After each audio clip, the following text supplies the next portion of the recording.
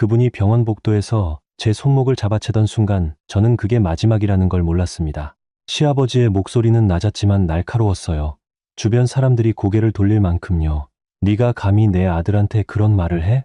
아픈 척하면서 아들 잡아두려는 거 다 보여. 저는 링거줄이 달린 손으로 벽을 짚었습니다.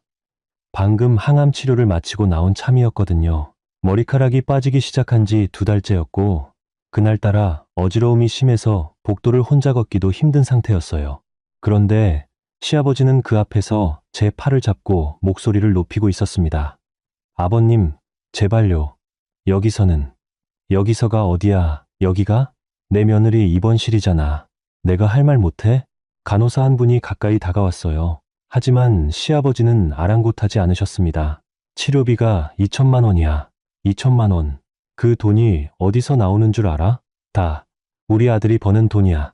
저는 그 자리에서 아무 말도 하지 못했습니다. 그때 저는 몰랐어요. 시아버지가 그 2천만 원을 이미 들고 차카이도로 떠난 줄은요.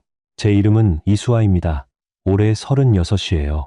결혼한 지는 4년 됐고 남편은 중견 건설사에서 현장 소장으로 일하고 있습니다. 부부 사이는 좋았어요. 다투는 날보다 웃는 날이 훨씬 많았고 주말마다 동네 산책을 하는 게 우리만의 루틴이었습니다. 문제는 늘 시아버지 쪽에서 왔어요. 시어머니는 남편이 중학교 때 돌아가셨습니다. 그 뒤로 시아버지는 혼자 아들을 키우셨고 그 과정이 당신에게 일종의 무기가 됐어요. 내가 이 아이 하나 보고 살았다는 말을 얼마나 많이 들었는지 모릅니다.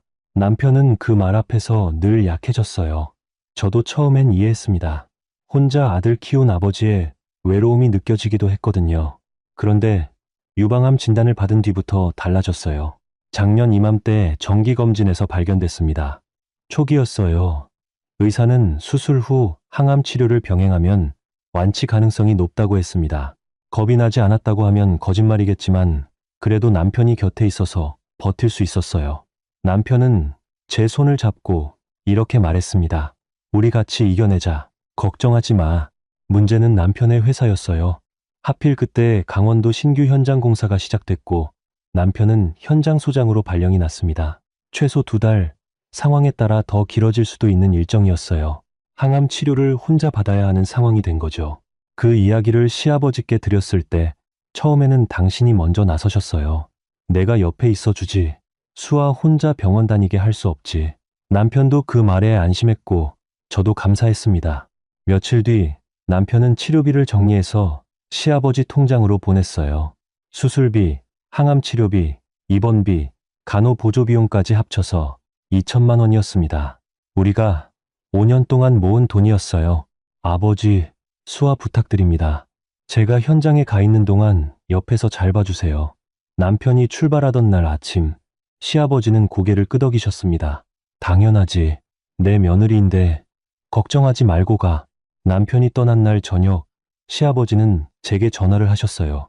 수아야, 나 요즘 어깨가 좀 안 좋아서 한 번에 오래 앉아있기 힘들거든. 병원 갈 땐 택시 타면 되겠지? 저는 네, 그러겠습니다. 라고 답했습니다. 이상한 느낌이 들었지만 어르신이 몸이 불편하신 거라고 생각했어요. 첫 번째 항암 치료는 혼자 받았습니다. 주사를 맞는 내내 옆 침대에는 딸이 와서 손을 잡아주는 할머니가 계셨어요. 저는 그분을 보지 않으려고 천장만 바라봤습니다. 치료를 마치고 나오면서 시아버지께 전화를 드렸어요. 아버님, 오늘 치료 마쳤어요. 목소리가 밝지 않으셨습니다. 그래? 힘들지? 나 지금 좀 바빠서 나중에 통화하자. 뚝. 전화가 끊겼습니다. 그 다음 주도 시아버지는 오지 않으셨어요. 항상 바빠서, 어깨가 아파서, 친구 약속이 생겨서. 이유는 매번 달랐습니다. 저는 혼자 병원을 오갔어요. 토하는 날도 있었고 어지러워서 병원 로비 의자에 1시간 넘게 앉아있다가 겨우 택시를 탄 날도 있었습니다. 남편에게는 말하지 않았어요. 현장에서 걱정할까 봐요. 그러던 어느 날 저는 우연히 시아버지 SNS를 보게 됐습니다. 공개 계정이었어요. 사진이 하나 올라와 있었는데 설원이 펼쳐진 풍경 앞에 시아버지가 서 계셨어요. 옆에 여자가 있었습니다. 저보다 10살은 어려 보이는 분이었어요. 캡션이 있었습니다. 인생은 한 번뿐이니까 샵 샤카이도, 샵 겨울여행, 샵 행복. 저는 그 화면을 한참 바라봤습니다. 업로드 시간은 사흘 전이었어요. 그날 밤 저는 남편에게 문자를 보내려다가 지웠습니다. 보내려다가 또 지웠어요. 결국 보내지 않았습니다. 제가 잘못 본 거겠지 라고 생각했어요. 시아버지 지인분이겠지. 국내 여행이실 수도 있으니까. 그런데 탕카이도는 국내가 아니었어요. 다음 날 아침 병원 원무과에서 전화가 왔습니다. 이수아 환자분, 이번 항암 치료 회차 비용 납부가 아직 안 됐는데요. 확인 부탁드려요. 저는 순간 머리가 멈추는 것 같았습니다. 남편이 시아버지 통장으로 2천만 원을 보냈는데 병원에 입금이 안 된 거였어요. 시아버지께 전화를 드렸습니다. 연결이 되지 않았습니다.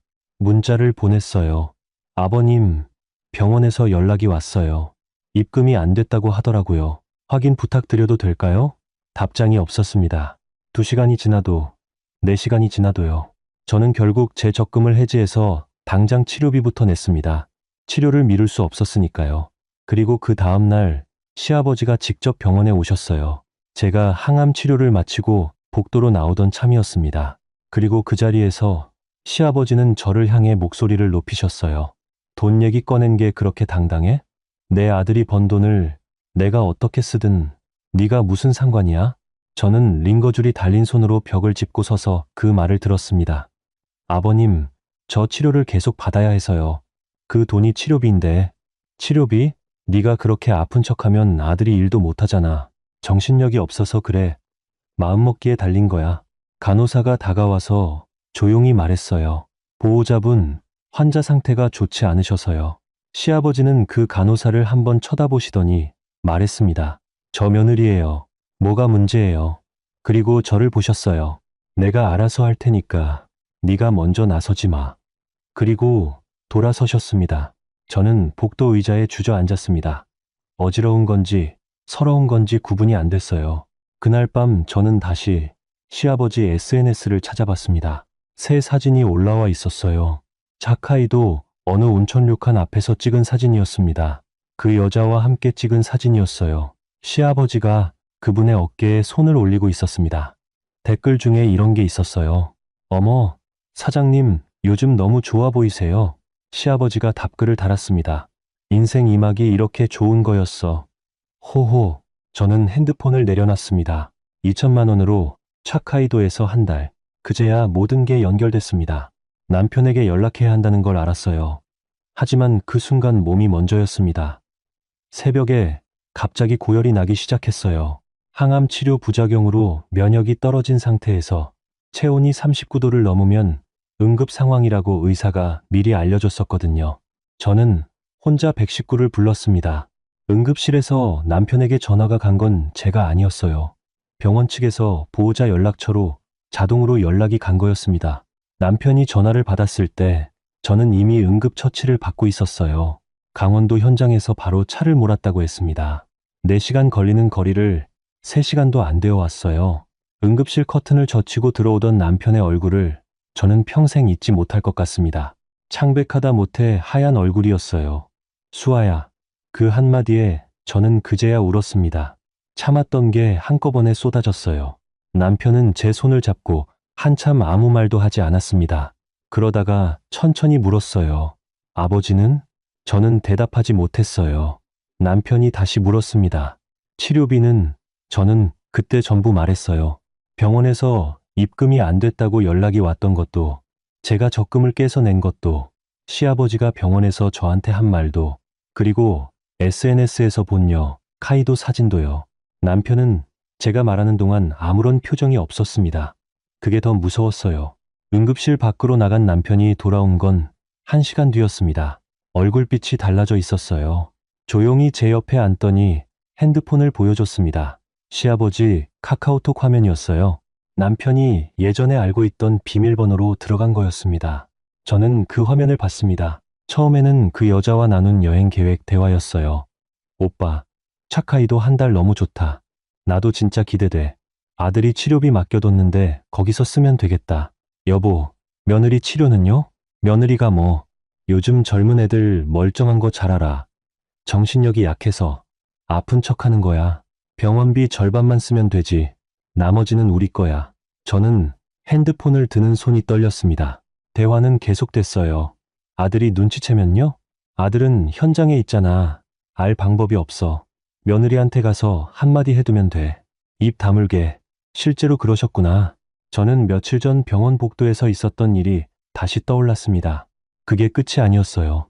더 아래를 스크롤하자 그 여자가 보낸 메시지가 있었습니다. 오빠, 며느리가 어차피 유방암이잖아. 나중에 어떻게 될지도 모르는데 아들이 혼자 남으면 우리가 옆에 있어주면 되지. 시아버지의 답장은 짧았습니다. 그러게. 잘 됐지 뭐. 남편이 핸드폰을 가져갔습니다. 저는 아무 말도 할 수 없었어요. 남편도 한참 아무 말이 없었습니다. 그리고 나지막하게 말했어요. 미안해, 수아야. 내가 미안해. 그날 밤 저는 입원을 했고 남편은 제 옆 보호자 의자에서 밤을 새웠습니다. 새벽에 잠에서 깼을 때 남편이 창가에 서서 핸드폰을 보고 있었어요. 화면이 어두워서 뭘 보는지는 몰랐습니다. 하지만 그 뒷모습을 보면서 저는 남편 안에서 무언가가 결정되고 있다는 걸 느꼈어요. 다음 날 낮 남편이 제 손을 잡고 말했습니다. 수아야, 나 제안 하나 받은 게 있어. 오래전에 남편이 꺼낸 이야기는 3년 전 해외 법인에서 받은 이직 제안이었어요. 캐나다 밴쿠버였습니다. 그때 저는 시아버지 혼자 두고 가기 어렵다고 했고 남편도 그냥 접었다고 했었는데요. 그 자리가 아직 있을 것 같아. 한번 알아볼게. 저는 남편의 눈을 봤습니다. 한 번 흔들림도 없었어요. 알았어. 라고 저는 말했습니다. 시아버지는 그 즈음 SNS에 매일 새 사진을 올리고 계셨어요. 사포로 시장 사진, 온천 사진, 눈 덮인 공원 사진, 캡션마다 행복이라는 단어가 들어갔습니다. 댓글에는 부럽다, 좋아 보인다는 말들이 달렸어요. 시아버지는 그 댓글들에 일일이 답을 달고 계셨습니다. 남편은 그 SNS를 차단했어요. 저한테 더 보여주고 싶지 않았던 것 같습니다.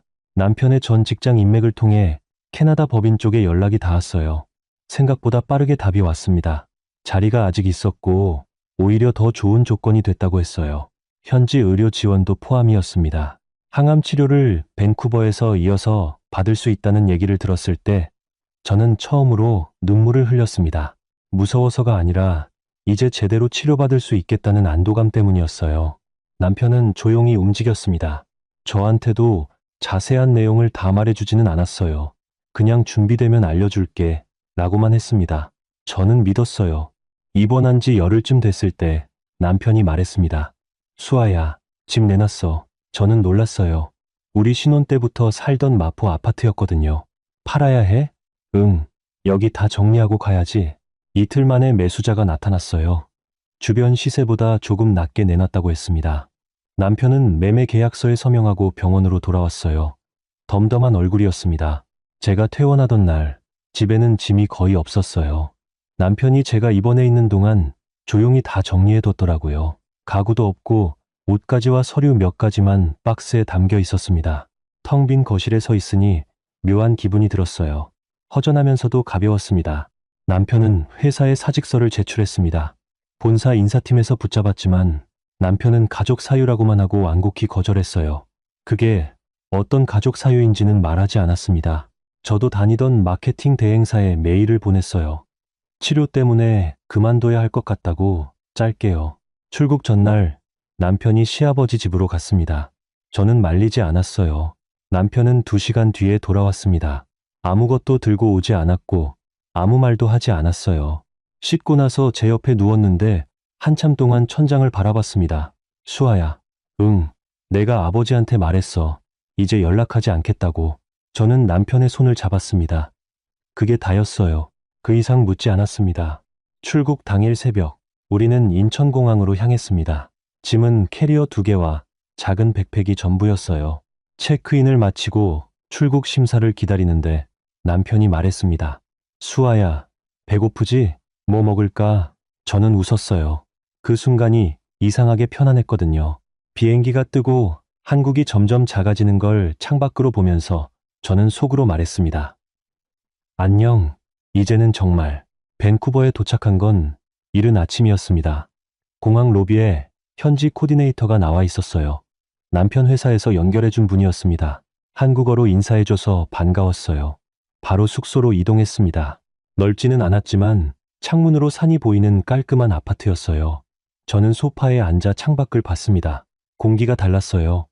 병원 연계는 생각보다 훨씬 빠르게 됐습니다. 코디네이터가 미리 자료를 다 넘겨뒀더라고요. 담당 의사는 한국에서 봤던 치료 기록을 보더니 이렇게 말했습니다. 이어서 진행 가능합니다. 잘 오셨어요. 저는 진료실 밖으로 나와 의자에 앉아서 한참 동안 숨을 골랐습니다. 처음으로 안심이 됐어요. 진짜 치료를 받을 수 있겠다는 생각이요. 남편은 새 직장에 첫 출근을 했습니다. 퇴근하고 돌아와서는 장을 봐와서 밥을 지었어요. 서툴렀지만 맛있었습니다. 우리는 식탁에 마주 앉아 밥을 먹었어요. 창밖은 이미 어두워져 있었고 가로등 빛이 아파트 유리창에 비쳤습니다. 남편이 말했어요. 수아야, 잘 됐지? 저는 고개를 끄덕였습니다. 응, 잘 됐어. 한국에서는 그 즈음 시아버지가 홋카이도에서 돌아오고 있었습니다. 한 달의 여행이 끝나가고 있었어요. 나중에 이웃에게 들은 이야기입니다. 시아버지가 인천공항에서 택시를 타고 아들 집으로 갔는데 현관 비밀번호가 바뀌어 있었다고 해요. 초인종을 눌러도 아무 반응이 없었고 옆집 분이 나오셔서 말씀하셨대요. 여기 이사 갔어요. 지난달에 세 분들 들어오셨는데요. 시아버지가 그 자리에서 한참을 서 계셨다고 했습니다. 남편 핸드폰으로 수십 번의 부재 중 전화가 와 있었어요. 모두 시아버지 번호였습니다. 남편은 열어보지 않았어요. 대신 문자 하나를 보냈습니다. 저는 그 문자를 옆에서 봤습니다. 아버지, 저 이제 한국에 없어요. 수아 치료비로 모아뒀던 돈이 어떻게 쓰였는지 알고 있어요. 카카오톡도 받고요. 앞으로 연락하지 않겠습니다. 건강하세요. 그리고 차단했습니다. SNS도 전화도 모든 연결을 끊었어요. 저는 그 장면을 지켜봤습니다. 남편이 핸드폰을 내려놓으면서 잠깐 눈을 감았어요. 저는 남편의 어깨에 손을 얹었습니다. 남편이 제 손을 잡았어요. 아무 말도 안 해도 됐습니다. 한국의 시아버지는 그날부터 혼자였습니다. 그 여자는 귀국하고 나서 얼마 지나지 않아 연락이 끊겼다고 나중에 간접적으로 들었어요. 아들 집도 없어지고 매달 받던 용돈도 끊기고 공과금도 아들이 내주던 게 있었는데 그게 전부 날아갔대요. 발리에서 돌아왔을 때 아무것도 없었던 그 어머니처럼 시아버지도 홋카이도에서 돌아온 뒤 그렇게 됐습니다. 그 이야기를 들었을 때 저는 오래 생각했습니다. 미안하다는 마음은 없었어요. 화가 나는 것도 아니었습니다.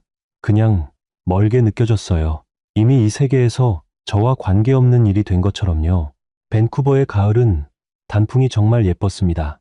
항암 치료 사이 컨디션이 좋은 날에는 남편과 공원을 걸었어요. 말을 많이 하지 않아도 괜찮았습니다. 걷다가 벤치에 앉아 커피를 마시고 다시 걷고 그게 전부인 날들이었는데 그게 그렇게 좋았어요. 치료는 순조로웠습니다. 밴쿠버 병원 의료진이 꼼꼼했고 코디네이터 덕분에 언어 문제도 없었어요. 세 번째 회차를 마치고 나온 날 담당 의사가 말했습니다. 반응이 좋네요. 계속 이렇게 가면 됩니다. 저는 주차장 가는 길에 잠깐 멈춰 섰습니다. 눈물이 나오는 것 같아서요. 남편이 제 등을 살짝 두드렸어요. 그것만으로 충분했습니다. 저는 요즘 오전에 동네 카페에서 글을 씁니다. 처음엔 그냥 일기였는데 어느 순간부터 정리가 되고 싶어서 쓰기 시작했어요. 지난 일들을 순서대로 적다 보면 이상하게 마음이 가라앉거든요. 치료가 끝나면 여기서 작은 일을 시작해보고 싶다는 생각도 합니다. 뭔지는 아직 모르겠어요. 남편은 어제 저녁 퇴근하면서 꽃을 사왔어요. 특별한 날도 아닌데요. 왜 샀어? 했더니 그냥 이라고 했습니다. 저는 꽃병을 찾아서 물을 담으면서 생각했어요. 이게 평범한 하루구나. 이게 우리가 원하던 거구나. 시아버지 SNS는 지금 사진이 거의 없어요. 남편이 차단하기 전에 잠깐 봤을 때 홋카이도 사진들이 하나하나 지워지고 있었다고 했습니다. 댓글들도 조용해졌고요. 부럽다, 행복해 보인다, 그런 말들이 사라진 자리에 아무것도 없었대요. 저는 그 이야기를 들으면서 오래 창밖을 바라봤습니다. 밴쿠버 하늘은 그날 유난히 파랬어요. 내가 무너지지 않은 건 강해서가 아니었습니다. 그냥 버틸 수밖에 없었어요. 그리고 그 옆에 남편이 있었고요. 그걸로 됐다고 생각합니다. 항암 치료는 2회차가 더 남아 있어요. 담당 의사는 경과가 좋다고 합니다. 남편은 매주 치료 날마다 같이 병원에 옵니다. 현장에 없으니까요. 대기실 의자에 나란히 앉아 있다가 제 이름이 불리면 남편이 손을 꼭 한번 쥐어줍니다. 그거면 충분해요. 우리는 봄이 오면 작은 여행을 가려고 합니다. 아직 어디로 갈지 정하지 못했어요. 어딜 가도 좋겠지만 가능하면 바다가 보이는 곳이면 좋겠다고 생각합니다. 남편한테는 아직 말 안 했어요. 치료 다 끝나면 그때 말하려고요. 그게 제 소소한 계획입니다. 어머니처럼 아버님처럼 화려한 곳에서 부러움을 사는 삶이 아니어도 괜찮아요. 누가 봐주지 않아도 댓글이 달리지 않아도 저는 지금 충분히 행복합니다. 그걸 알게 된 것만으로도 이 고통이 완전히 무의미하지는 않았던 것 같아요. 조금은요.